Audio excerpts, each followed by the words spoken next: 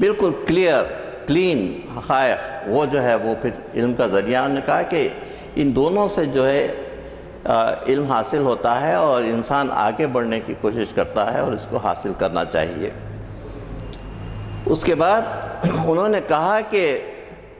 انسان علم کی جستجو میں آگے بڑھتا ہے اور حق کی تلاش میں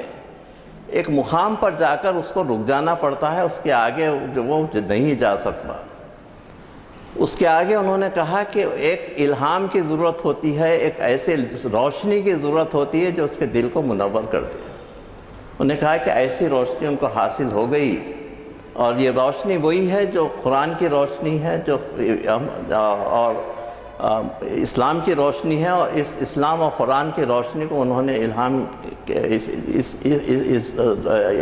روشنی کو انہوں نے محسوس کیا، اور اس کے بعد پھر اسلامی علوم کے متعلق ان کا مطالعہ شروع ہوا. ایک بات میں کہتا چلوں کہ اسلامی علوم کے متعلق جو ان کا مطالعہ تھا اتنا گہرا تھا کہ 11 سال کی لمبی مدت میں انہوں نے اس مطالعے کو جاری رکھا. اور سب سے پہلے جو انہوں نے کتاب لکھی تھی المنجد، ان کی پہلی کتاب ہے.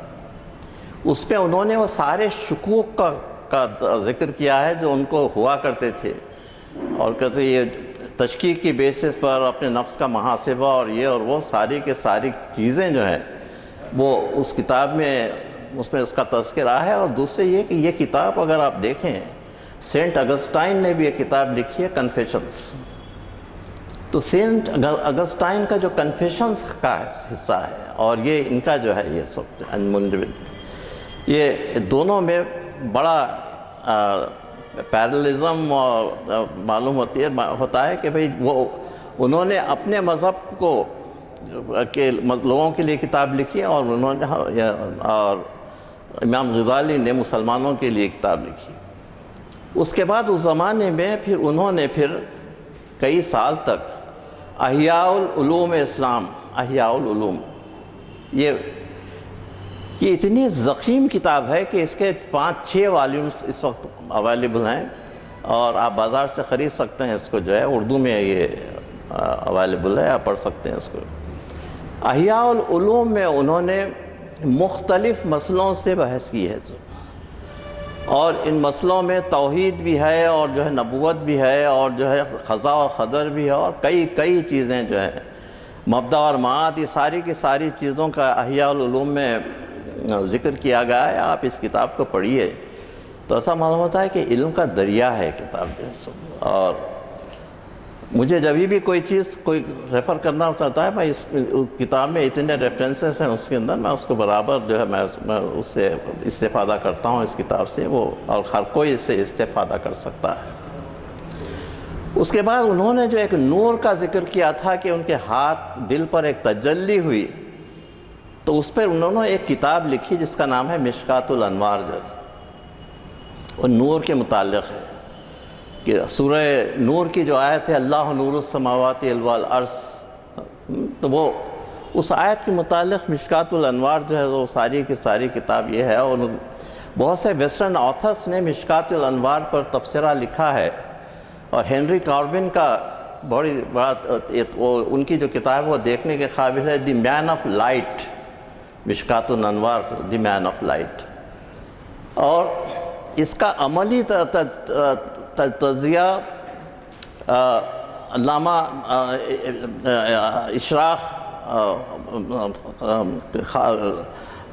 اشراقی فلسفے کے جو بانی تھے سید شیخ شہاب الدین،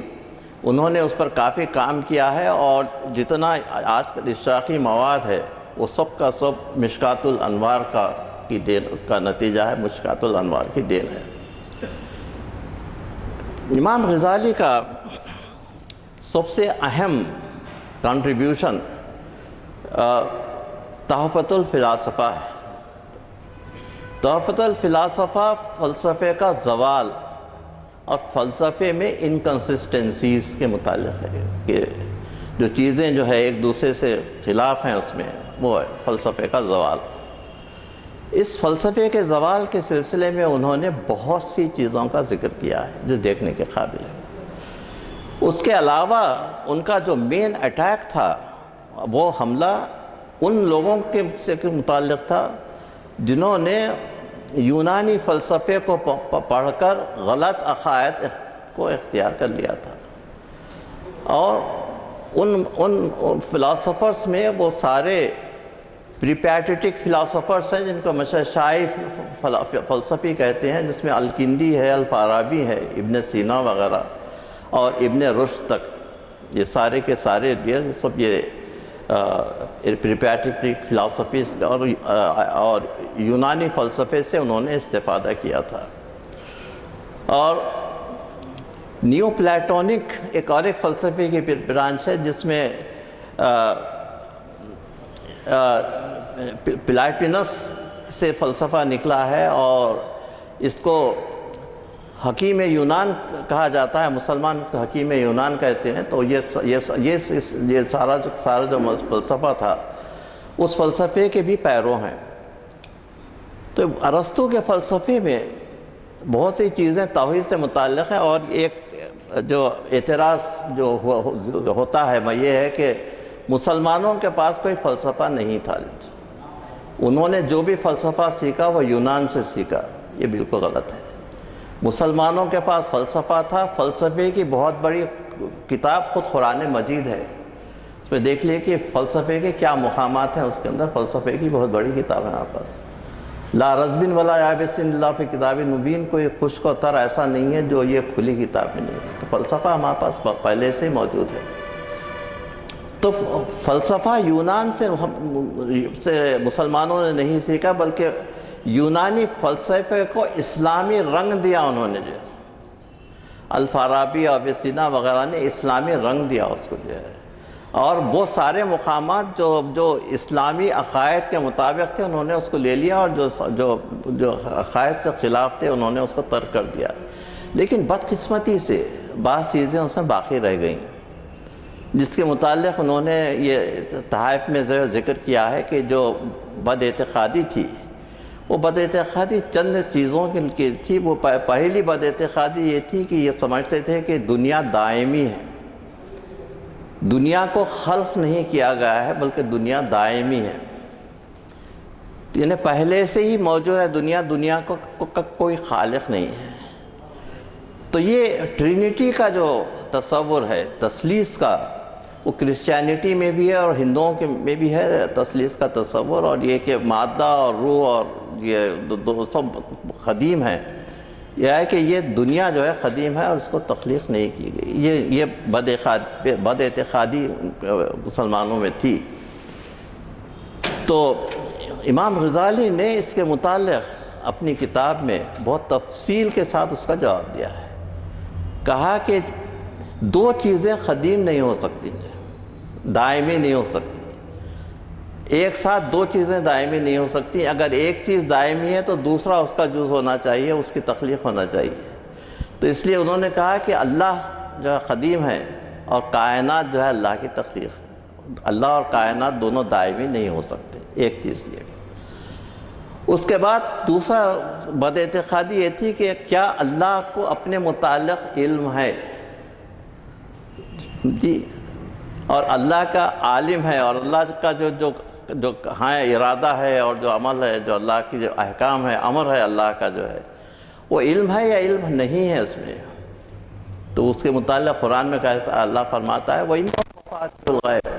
لَا يَعْلَمُهَا إِلَّا هُوَ يَعْلَمُ مَا فِي الْبَرِّ وَالْبَحْرِ وَمَا تَسْقُطُ مِنْ وَرَقَةٍ إِلَّا يَعْلَمُهَا وَلَا حَبَّةٍ فِي ظُلُمَاتِ الْأَرْضِ وَلَا رَطْبٍ وَلَا يَابِسٍ إِلَّا فِي كِتَابٍ مُبِينٍ۔ اللہ فرماتا ہے اس کے پاس کنجیاں ہیں غیب کے، سب مفاتیح الغیب، غیب کی کنجیاں ہیں،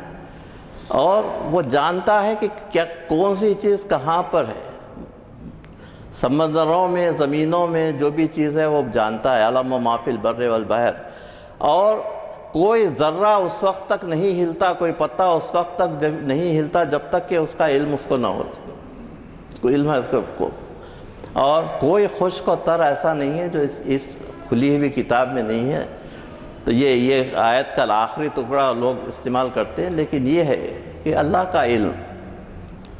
اور اللہ بکل شیء علیم، اللہ کہہ رہا ہے کہ ہر چیز کا علم اللہ کو ہے، تو اللہ کے بغیر، اللہ کے علم کے بغیر ہمارا جو علم ہے وہ اللہ کے علم کا پرتو ہے، روشنی ہے جو ہم تک پہنچی ہے، تو اصل علم اللہ کا علم ہے، تو اللہ ہر چیز سے واقف ہے، اور اللہ کا جو ارادہ ہوتا ہے، وہ اللہ کا ارادہ وغیرہ وہ سب چیزیں، وہ سب جو عمل ہوتا ہے وہ ارادے کی وجہ سے ہوتا ہے سب۔ اور اس کے بعد یہ ہے کہ ابن رشد، ایویروس جس کو کہا جاتا ہے، یہ اسپین کا جو ہے فلاسفر تھا، سب سے زیادہ بد اعتقاد یہ تھا، اس پر قیامت کا اس کو عقیدہ نہیں تھا، اور مبدا اور معاد کا عقیدہ نہیں تھا، تو انہوں نے بڑی تفصیل کے ساتھ ابن رشد کو کئی خطوط لکھے ہیں جو اس وقت محفوظ ہیں وہ، اور اس کو صراط مستقیم پر لانے کے لیے امام غزالی نے بہت کوشش کی جیسا، تو اس لیے اب ویسٹ میں یہ چیز مشہور ہے کہ ایویروس کے بعد جو ہے فلاسفی بالکل ختم ہوئی، کیونکہ وہ فلاسفی جو تھی وہ یونانی فلاسفی تھی، اسلامی فلاسفی کا ایویروس سے کوئی تعلق نہیں تھا، اسلامی فلاسفی آگے رہی ہے، آج تک اسلامی فلاسفی باقی ہے، اور اسلامی فلاسفی آگے جا رہی ہے۔ تو یہ سارے کے سارے تحفۃ الفلاسفہ میں امام غزالی نے ان سب ساری چیزوں کا جواب دیا ہے، یہ بہت بڑا کنٹریبیوشن ہے۔ اب میں اقبال اور غزالی کے متعلق جو دونوں میں اقبال نے جو ان کا تذکرہ کیا ہے، انہوں نے ان کی جو پی ایچ ڈی تھیسس ہے، اس کا میں نے اس میں اقبال اکیڈمی سے اس کی کاپی منگوائی، اور وہ تھیسس کو میں نے بہت تفصیل سے پڑھا ہے اس کی طرف، تو وہ ایران کے مابعد الطبیعت، میٹا فزکس آف ایران کے متعلق ہے اس کے اندر۔ اس کے پیجز میں اقبال کہتے ہیں کہ غزالی رینے ڈیکارٹس کا رینے ڈیکارٹس کا جو فلسفہ تھا، اس فلسفے کی پیش بینی انہوں نے کی تھی جیسے۔ تو پیش بینی جو ہے کا مطلب یہ ہے کہ وہ تو 200 سے 400 سال کے بعد وہ دوسرا فلاسفر پیدا ہوا، لیکن یہ انہوں نے سن 1100 میں ہجری عیسوی میں وہ چیزیں بیان کی ہیں جو 1500 میں رینے ڈیکارٹس نے بیان کی تھیں، کہ پیشرو تھا اس کے، یہ خصوصاً فلسفہ تشکیک کا۔ تو فلسفہ تشکیک کا پیرو جو ہے یہ رینے ڈیکارٹس بھی تھا، اور یہ کہتا تھا کہ اس کا آرگیومنٹ یہ تھا کہ میں سوچتا ہوں اس لیے میں زندہ ہوں، why am I alive? Because I am thinking، جو ہے میں سوچ رہا ہوں اس لیے میں زندہ ہوں۔ تو سوچ کے متعلق اس کا جو مختلف جو اس کے نظریات تھے، وہ سارے کے سارے امام غزالی نے پہلے سے پیش کر دیے تھے، تو پیش رو تھے اس کے۔ اور اسی طریقے سے ہیومز کے بھی جو فلسفہ تھا، اس کا بھی تقریباً وہ امام غزالی نے وہ ساری کی ساری چیزیں پہلے ہی سے بیان کر دی تھی، تو اس کے پیش رو تھے۔ اور امام غزالی نے احیاء العلوم لکھ کر جس طریقے سے اسلام کی خدمت کی ہے، ویسے اسلام کی خدمت یہ سارے کے